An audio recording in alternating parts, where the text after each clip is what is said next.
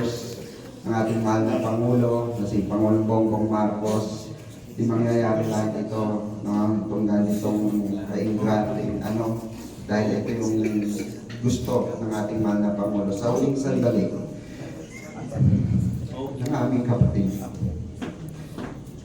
At of course, bagong Pilipinas po, inyo po lahat, no? At kay Kong Sandro Marcos din po, salamat. And of course, Boss Mike, salamat, no? Nakapagpiyansa ka.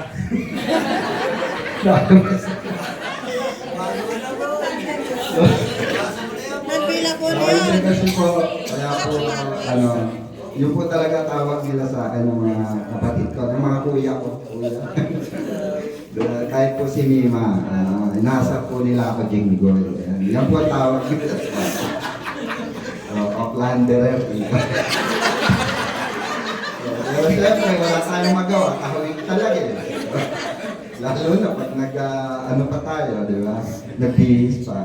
Well, anyway, gusto ko pong i-share sa inyo kung gaano po kabibo itong bata.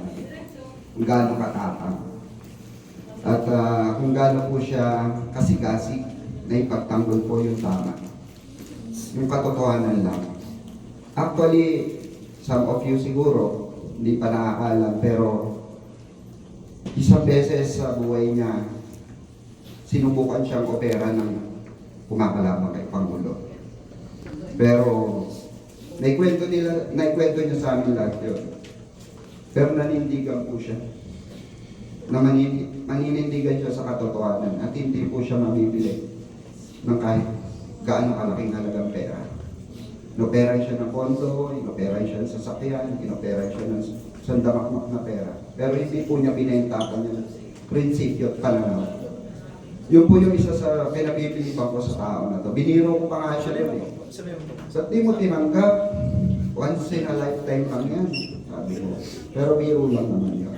Sabi niya sa akin, ikaw naman Kuya Pikwa, para mo na rin sinabi, wala tayong pag-inindigan. Hindi tayo tumitindig sa tama. Doon lang tayo sa tama. Yun yung always niya sinasabi sa akin. Kasi, mga kasama, si Mima po ay breadwinner talaga. Naikwento niya sa amin na minsan naglalabas din siya talaga ng sama ng loob. Kasi kailangan niya yun. Minsan siyempre bumibigat yung pakiramdam. Mayroon talaga kung maging breadwinner. Siyempre, kasi itong bata na po madali siyang tamaan ng depression. Alam po namin yan, kaya lagi po kami nag-a-advise sa GC. Especially ito si Tol Chris Ulo, yan laging nag-a-advise yan kay Mima. Mima, chill ka lang, Mima, relax ka lang. Lalo na po yung siya'y na pabalik-balik ng ospital. No? Kami po ay natataranta lahat eh. Pag yan po ay umiiyak, mabilis po kasing natarantayan talaga si Mima. Kaya po, lagi po kami nandyan, nakaalalay sa kanya. Kasi nga po,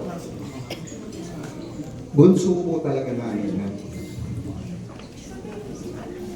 Kaya po, 24 years old, imagine, 24 years old, na may ganyang katalas, diba, na pananalita, may ganyan po prinsipyo at pananaw sa buhay.